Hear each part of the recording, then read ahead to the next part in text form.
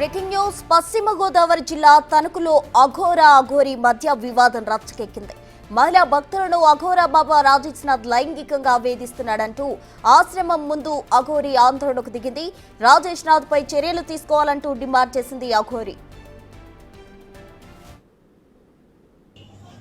నేను నా పర్సనల్ ప్రాబ్లంతో బాధపడుతుండగా ఎవరికి చెప్పుకోవాలో తెలియని సమయంలో కొంతమంది నాకు చెప్పారు, తణుకులో ఒక గురువు గారు ఉన్నారు, ఆయన నీ ప్రాబ్లం సాల్వ్ చేయొచ్చు అని.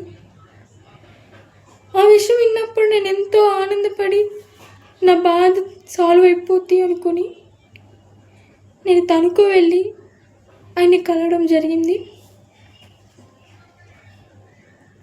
సో వెళ్ళాను, నా పర్సనల్ ప్రాబ్లం చెప్పుకున్నాను. నేను ఎంతో బాధపడుతూ ఏడుస్తూ చెప్పుకున్నాను. నేను ఏడుస్తుంటే ఆయన అన్నారు, అరే నాన్న ఏడవకురా, నీ ప్రాబ్లం సాల్వ్ అయిపోద్ది, నేనున్నా కదా, నేను సాల్వ్ చేస్తా అన్నారు. ఎంతో ఆనందపడ్డాను ఆయన ఆ మాటకి.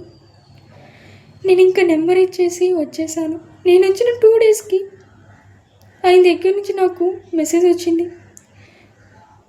అలాగా కొన్నాళ్ళు గడవగా ఆయన మాటల్లో ప్రవర్తనలో చాలా మార్పులు వచ్చాయి.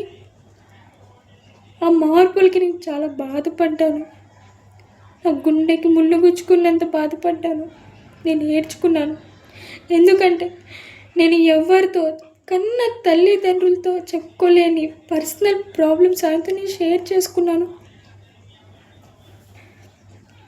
సో ఒక తండ్రి స్థానంలో నేను చూశాను ఆయన్ని. ఆయన నన్ను ఏ స్థానంలో చూసారో మీకే వదిలేస్తాను, మీ ఆలోచనకే. మీరు ఆలోచించాలి కూడా నన్ను ఎలా చూసారని. నేను ఇప్పుడు ఎందుకు ఈ విషయం చెప్తున్నాను అంటే, అఘోరి అమ్మ యూట్యూబ్లో చూశాను. ఆ రాజేష్నాథ్ గురించి అమ్మ పెట్టిన వీడియోస్ చూశాను. ఆ వీడియోస్ చూశాక నాకు ధైర్యం వచ్చి నేను అమ్మని సంప్రదించడం జరిగింది.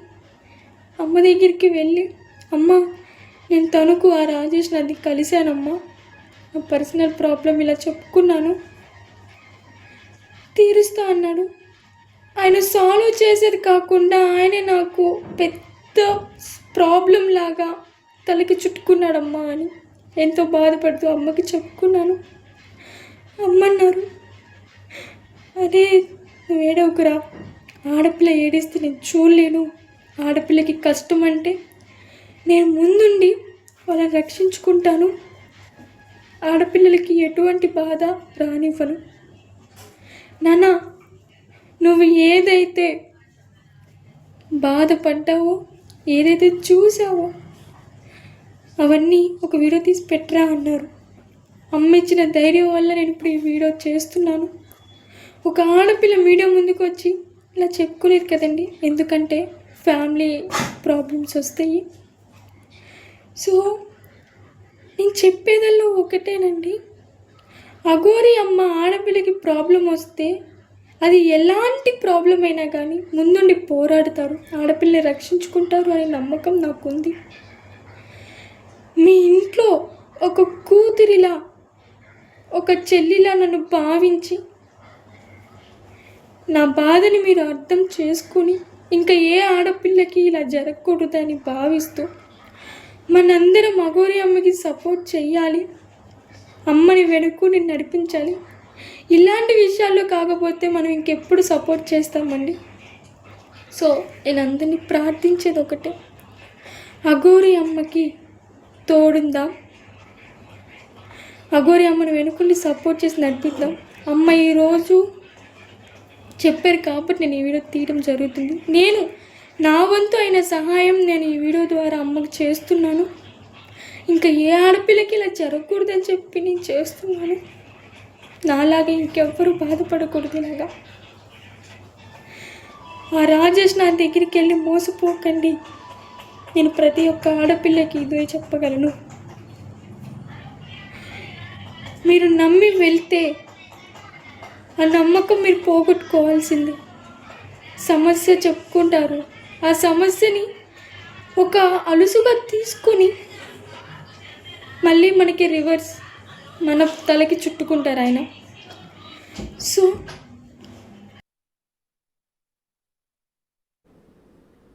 రైట్, ఇప్పుడు మనం చూసాం అఘోర బాధితురాలు ఏం మాట్లాడిందో మనం విన్నాము. అయితే అఘోర బాధితురాలకు సపోర్ట్ గా అఘోరి అయితే తనకు వెళ్ళడం జరిగింది. అక్కడ ఆవిడ అఘోరాకి సంబంధించి కూడా ఆందోళన చేయడానికి కూడా అక్కడ సిద్ధంగా ఉన్నట్టు తెలుస్తుంది. అక్కడ పరిస్థితి ఏ విధంగా ఉందో ఒకసారి చూద్దాం.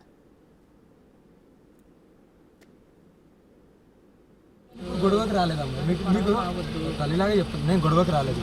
ఆయన మీద కొన్ని అబండాలు వచ్చినాయి. చాలా మంది ఆడపిల్లలు అదే ఒకసారి వస్తే నేను మాట్లాడతాను. తిరికోడు కాబట్టి దాక్కున్నానని నేను అనాల్సి వస్తుంది. ఎందుకంటున్నా అంటే నేను విత్ ప్రూఫ్తోనే వచ్చాను. 2 మాటలు ఆయనకు ఫోన్లో నేను 40 నిమిషాలు చెప్పాను. నాన్న మార్చుకొని మెసేజ్లు ఇలా ఉన్నారు, వచ్చిన వాళ్ళతో ఇలా ప్రవర్తిస్తున్నారు, మీరు కూడా ఇలా ఉన్నది, ఇలా మీరు ఇలా అని నేను ఆల్రెడీ అన్నీ చెప్పాను. అమ్మ మార్చుకుంటా అమ్మ అన్నది వింటావా? అది కూడా ఆయన నోటితో మార్చుకుంటా అన్నది వింటావా? వినిపిస్తుంది.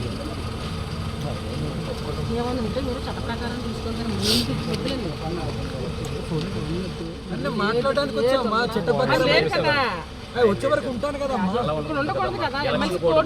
ఎక్కడ ఉండాలి? ఇక్కడ ఉండొద్దు అనడానికి చట్టపరంగా చూసుకోవాలి. ఎక్కడ ఉండాలి? అరెస్ట్ చేయండి మన ఇక్కడికి వచ్చినందుకు అరెస్ట్ చేయండి అమ్మా. ఎంత తీసుకున్నాడు అనేది నా దగ్గర డీటెయిల్స్ ఉంది. ఎవరితో ఎలా ప్రవర్తించాలనే డీటెయిల్స్ ఉంది. ఎవరెవరు అనేది నా దగ్గర డీటెయిల్స్ ఉంది. ఆడపిల్లలు కాబట్టి వాళ్ళని ఎక్కడ మీడియా ముందు కానీ ఎక్కడ కూడా తేను. అంటే మీరు ఇక్కడ కంప్లైంట్ ఇప్పిస్తా. నిరసన చేయడానికి వచ్చారా? నిరసన కాదు, ఎందుకు చేస్తున్నా ఇది మార్చుకొని హెచ్చరించడానికి వచ్చా. ఎందుకంటే ఒక గురువు అన్నప్పుడు హెచ్చరించాలి. నేను ఒక గురువు అమ్మనే కాబట్టి తప్పు చేస్తున్నావు, దీన్ని మార్చుకో పద్ధతిని. అంటే ఆయన ఇక్కడ లేరు అంటున్నారు, మరి లేకపోతే మీరు ఇక్కడే ఉంటారా? అంటే పోలీస్ కంప్లైంట్ ఎవరు? నేను ఇస్తాను, నేను ఎలా ఇవ్వాలో నేను అలా ఇస్తాను. నేను ఇస్తే మామూలుగా ఉండదు. మీరైతే ఎవరైతే ఆరోపణ చేస్తున్నారో ఆ మనిషి ఇక్కడ లేరు అని వాళ్ళ శిష్యులు అంటున్నారు. ఆయన లేరు కాబట్టి మీరు భయపడి దాక్కున్నాడా? దొంగ కాబట్టి దాక్కున్నాడు, అంతే కదా. దొంగ కాబట్టినే దాక్కున్నాడు. అంటే మీరు గతంలో కూడా మా గురువు గారు అన్నారు కదా, మరి మాకు గారు అనలేదు, ఓకేనా? గురువు గారు ఆయన బట్ట కడతా, ఇటు రామ్మానికి బట్ట కడతా అంటే పోయినా. ఎందుకంటే ఒక గురువు అని వెళ్ళాము, అదే ఒక గురువుకి ఇచ్చే వాల్యూ అది. మేము అంటే మీ దగ్గర పక్కా ఆధారాలు ఉన్నాయి? పక్కా కాదు, పక్కా ఆధారాలు ఉన్నాయి, ఓకేనా? ఆధారాలు ఏంది నేను మాట్లాడను. ఆధారాలు లేకపోతే ఇదే కారులో ఇక్కడ నేను దహనం అయిపోతా, ఓకేనా? ఇదే కారులో ఇప్పుడే మీరు చూస్తుండగానే ఆధారాలు లేకపోతే చూపిస్తాను, చూడండి ఆధారాలు. నేను ప్రశ్నించడానికే కదా వచ్చింది. నాకు ఏదో ఒకటి చెప్పమానండి, నేను మార్చు ఇలా చేయనని. ఫోన్లోనే 40 నిమిషాలు చెప్పాను. అది కాదు, మీ శిష్యులు ఇలా ఉన్నారు, మీ ప్రవర్తన ఇలా కొద్దిగా మార్చండి అని. మళ్ళీ కదా మారాలి కదా. చూపిస్తాను. చూపిస్తాను.